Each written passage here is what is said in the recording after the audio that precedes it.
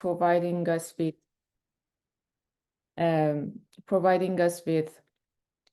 many advantages, like providing our electricity, energy management, transportation, and many different tasks. All of these are in the physical layer that are controlled with cyber systems. So there is a cyber layer on top of all these companies or infrastructure that provides us with our daily needs. So when these cyber layers are under attack, those can impact the physical layer and services we get. It can delay the services and disrupt the operation on the physical layer. So what we want to prevent is on the cyber layer. In order to work with and understand this defense attack interaction, we need to model complex networks. A simple way of modeling networks is using graph-based modelings. So let's simply consider each asset in the network corresponds to a node in the graph. We can see some nodes look different in the graph modeling based on the different dependencies that they have. We will get to know more about different node types that can exist in graph modelings. A widely used graph model is a Bayesian attack graph, which captures the attack propagation through network and attack success rates from one asset to another. So similar to the previous slide, the nodes here may represent network components that could be physical devices or process on the devices.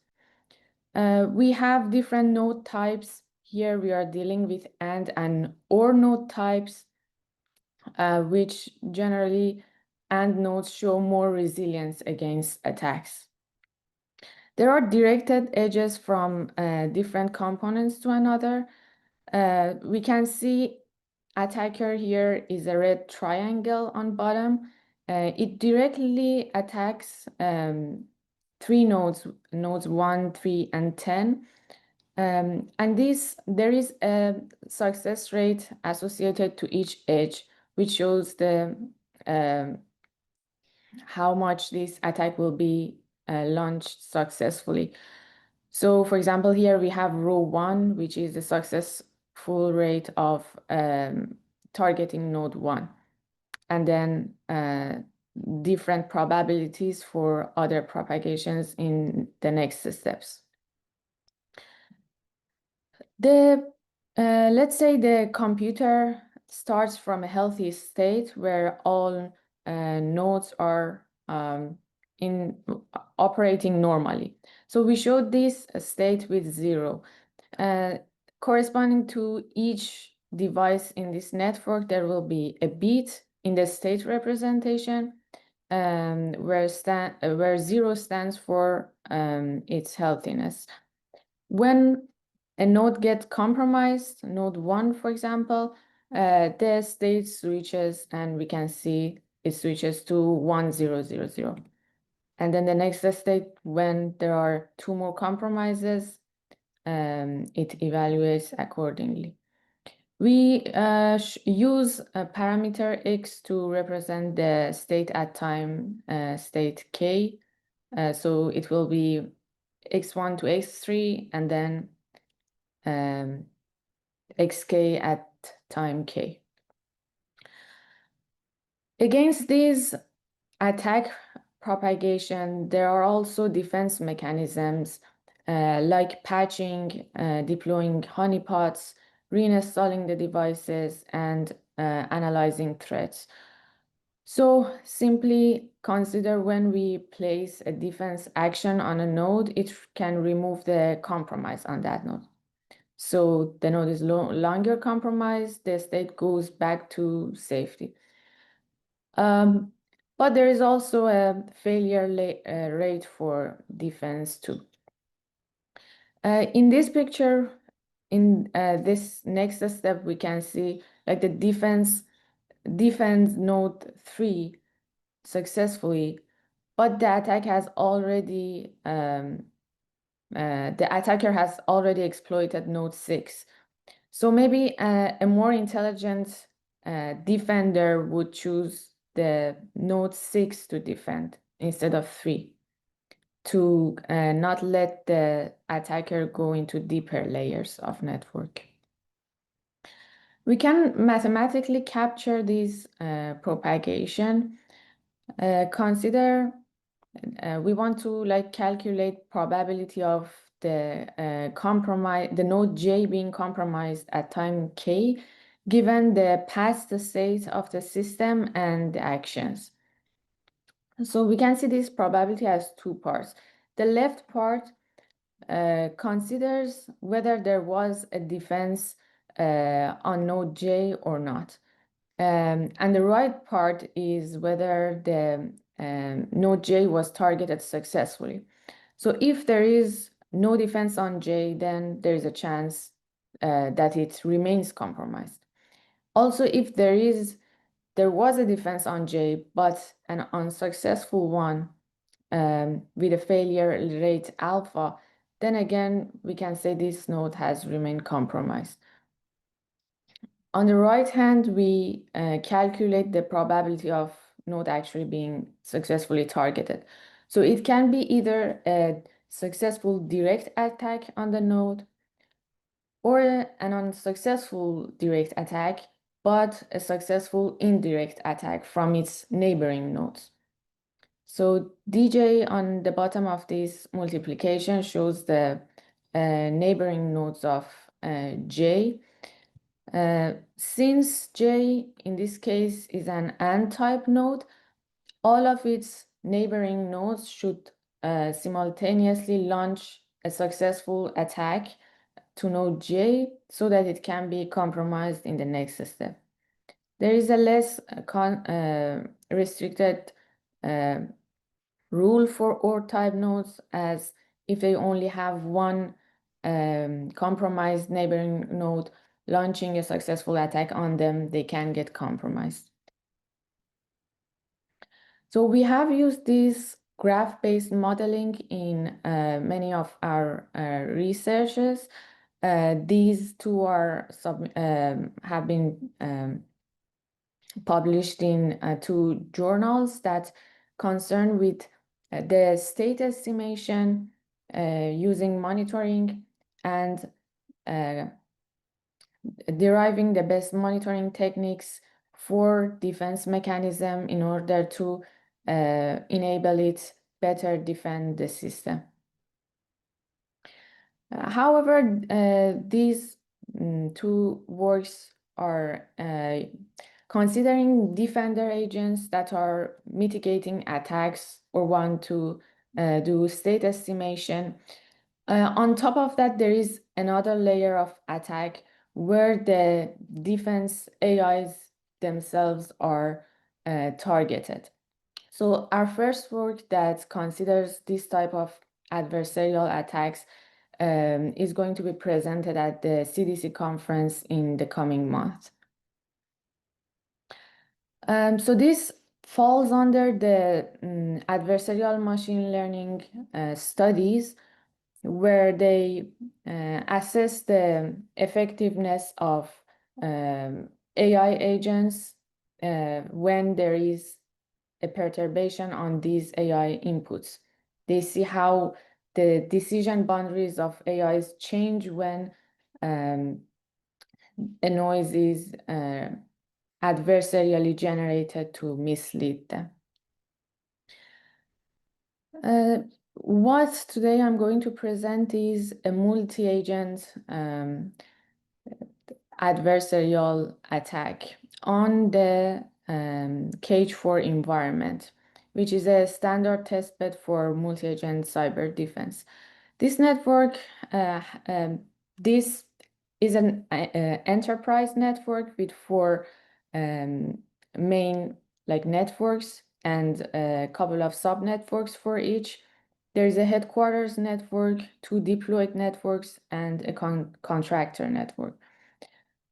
The blue agents, the defenders are called blue agents, and each of them is responsible for a subnet or a set of subnets. So there is one defense agent for admin network, office network, and public access zone. And there are defense agents for each of the restricted and operational zones, for deployed network A and deployed network B. The red agents, which are attackers, start from the contractor network where there are no defense. They start randomly from a host, start scanning IPs in that network, try to access other networks, exploit the other services, escalate their own privilege on a device, and they may start impacting after a while. So when red agents take the control of, for example, a server, the users of the service of that server may face delays and disruption in their communication with that server. So we put all these interactions, these attackers with inside the network to the background, since we want to assess the defense AI module in this system, and we want to understand it better. So each AI agent receives local observations from the subnetwork it's responsible for and has to make local decisions based on these observations and input. So it may consider like monitoring a specific host in this network. It may want to allow or block traffic from another subnetwork. The coordination between these agents improve their effectiveness very much. So for instance, if an AI agent in the headquarter networks realizes that there is a threat on a host that is going to be target a node on, for example, network A. So this AI at the headquarters network will send a message to the defense agents at network A and inform them beforehand about this threat. So now these AIs on the network A can decide to block incoming traffic from the headquarters network and prevent the attacks spread. So given all these interactions and observation mechanisms, these defense agents want to improve the security of this network. So this can be mathematically formulated with a decentralized, partially observable Markov decision process. The states of the system is shown with S. A represents the actions of the joint action of all agents. T is the transition function, R is reward function, and gamma and O are the observation space and functions, and gamma is the discount factor. So the all of the inputs, including the logs, the monitoring results, the incoming messages from other defense agents, these form the local history available for Agent I. So the ones that I described are particularly called O. So O at time step 0, O at time step 1 up to time step K are the all observation available to Agent I. And then we have A0I, A1I that are all like actions of these agents up to time K. So at time step K, all available to Agent I is all of its past actions and its observations. that affects its next move. The agent I's policy again uses this history H at time K and is a stochastic policy over the possible actions. For example, it chooses with what probability I'm going to recover this host or another host or analyze this process, this particular process. So all of these types of actions are in the action space of agent I, and it has to find an optimal sequence of these actions to increase the security of the system along with all other agents. The reward of the agents depends on whether there are fewer compromises in the system, whether the users are experiencing continued services, they have no disruptions in the system, and the actions costs. So the defenders cannot like take all of these security actions at the same time. It will make a huge cost. So they have to optimize all of these. So the value or the reward that each policy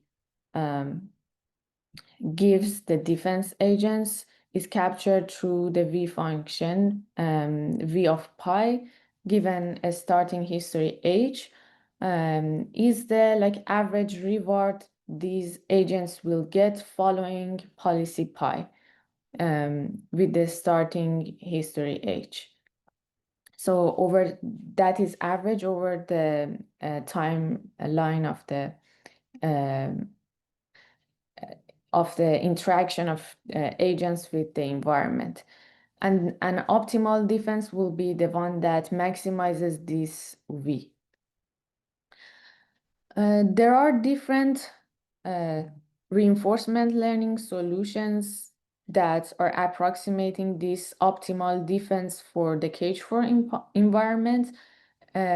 One of the successful ones is the CyberMonics, which I've put the repository link on top. So these multi-agent defense that they've developed is very robust. And if, for example, an agent is underperforming or has a noisy input, the other agents will compensate, and overall the response time and attack mitigation of these defense scenario is very strong. Now we want to introduce our own deceptive agents that want to like assess the how these defense AIs are robust against their input being perturbed. So we want to see how with the smallest changes in these in the input and observations of these defense agents, we can like bring the system down, or we can degrade the defense agents. So normally that's, for example, CyberMonics defense AIs are robust to random perturbations, but we want to see how multi-agent deception can intelligently coordinate limited resources to degrade these AI defenses. So when a deception is introduced to the system, the history and observations are no longer what they were before deception. So the observations now are perturbed. We show it with O tilde of K, O tilde K at time step K.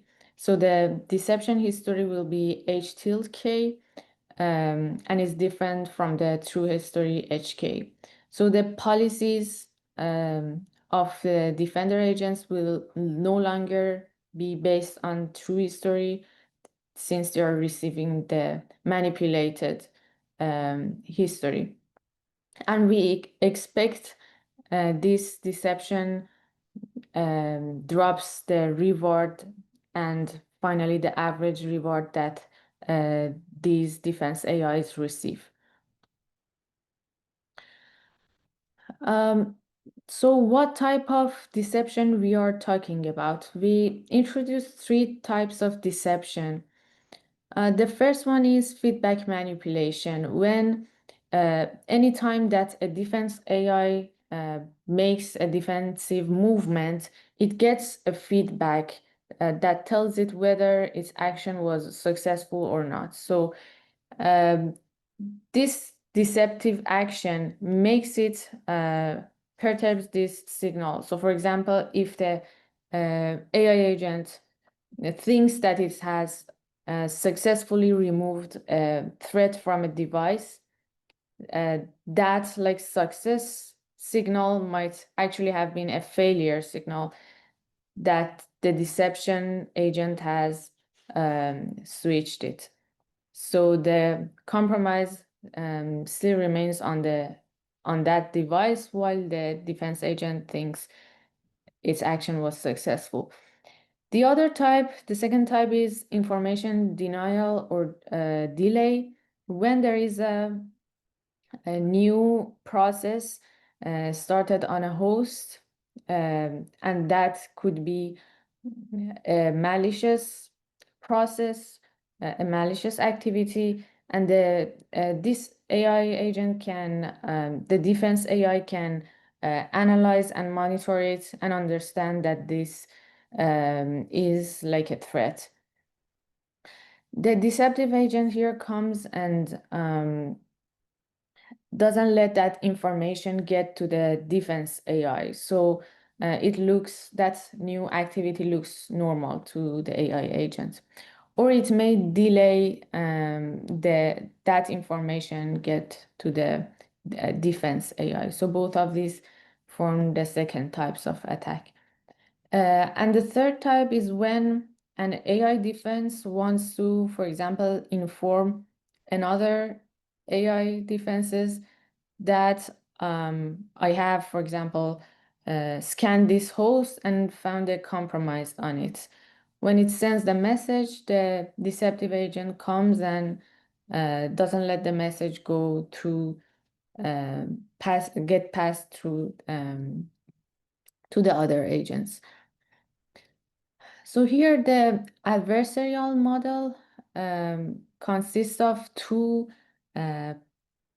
like histories. One history is the true one, that the underlying true history, and one is the manipulated one. We show that both these histories help with the decision making, the optimal decision making of adversary.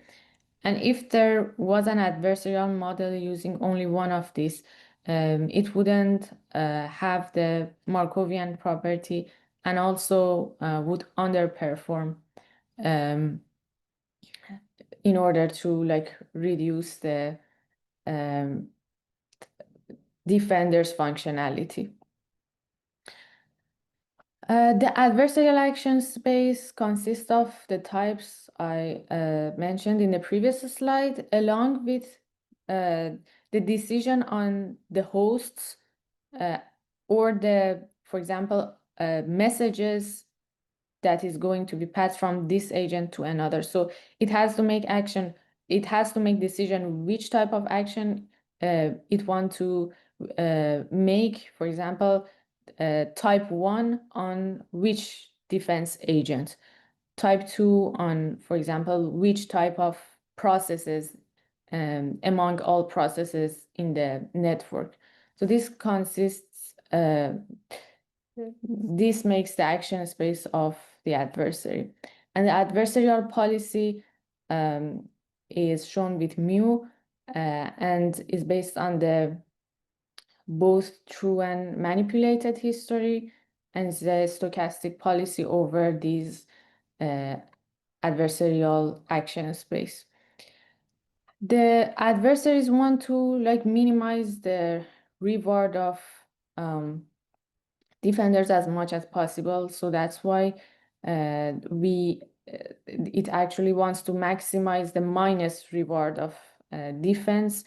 So we can see that the value of a policy, of an adversarial policy, is the average accumulated minus reward of defense over the lifetime of the network.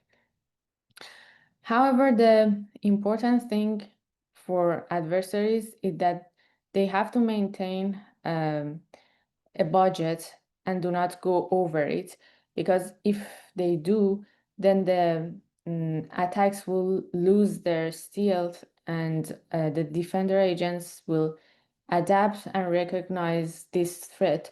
So they will no longer assume that they are working on the true history, and they can update their policy.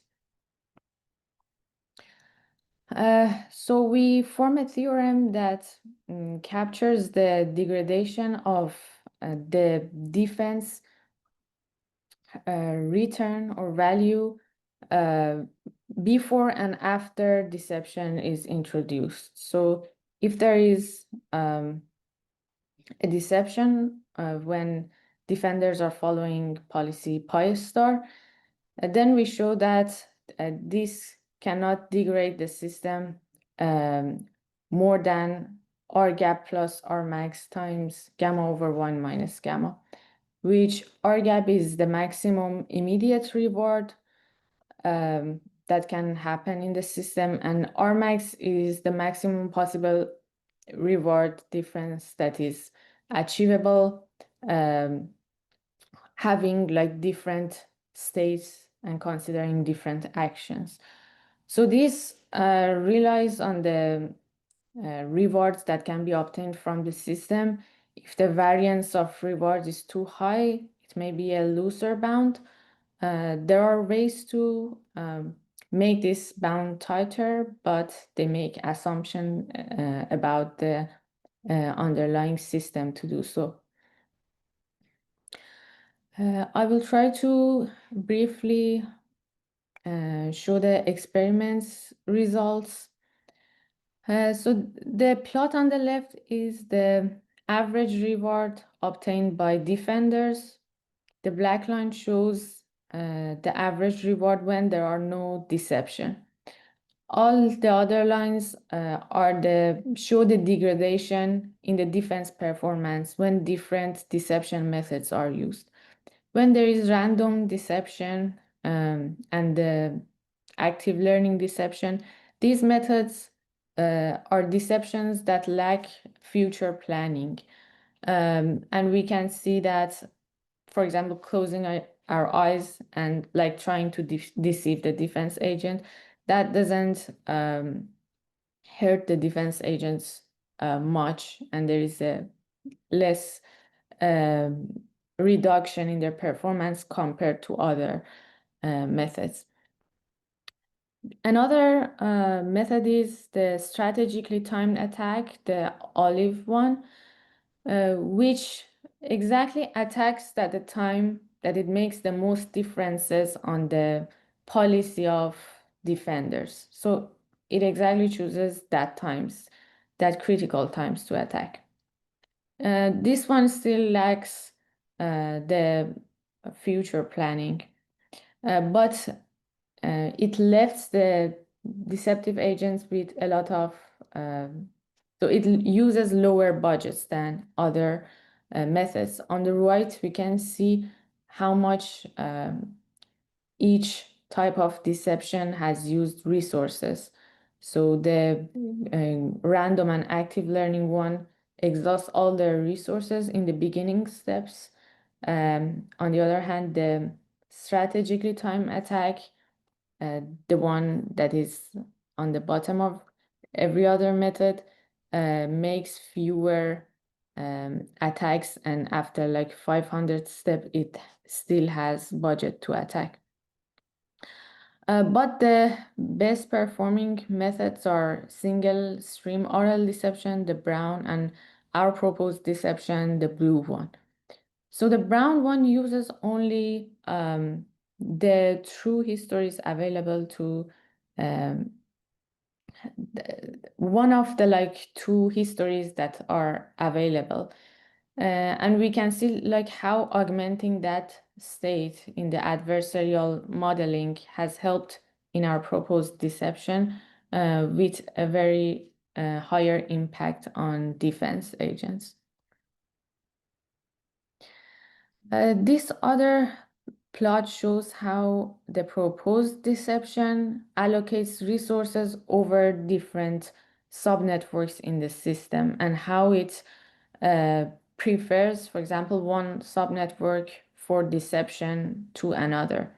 So this may shows vulnerabilities of specific defense agents are in different subnetworks. And for example, if you know that this agent might be the target of attack from this time to the other time, then the defenders, if they had this, could put more attention over that defense agent to make it more robust. The right plot considers different deception budgets. So we can see in general if the attackers have more budget, there is a linear trend to the degradation of defense rewards. And this last result considers different types of attacks and how impactful they are individually. So type 1 attack by itself can make 30% degradation. Type 2 and type 3 seem to have very little impact by themselves, 3 and 0.2%. However, we can see that the combination of these attacks, all the three types together, makes a 50% impact. On the right, we can see that how different deception methods prefer to use different attack types and how much they've used each one. We can see that the proposed deception prefers type 1 more than others, but still these small amount of type 2 and type 3 make that huge, like 50% impact in the end. So although it has been used very little, but the strategic use of it has made this difference. We can see the random deception that uses different attack types uniformly and the other methods as well.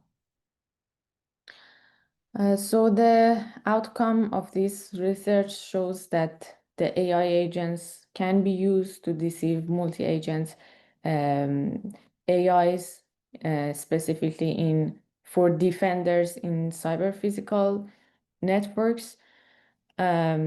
And a future direction of this work could be how multi-agent defenses can be more robust and flexible against these evolving threats and hidden adversaries, how they can sense and reason about the adversarial presence and targets and increase their overall robustness.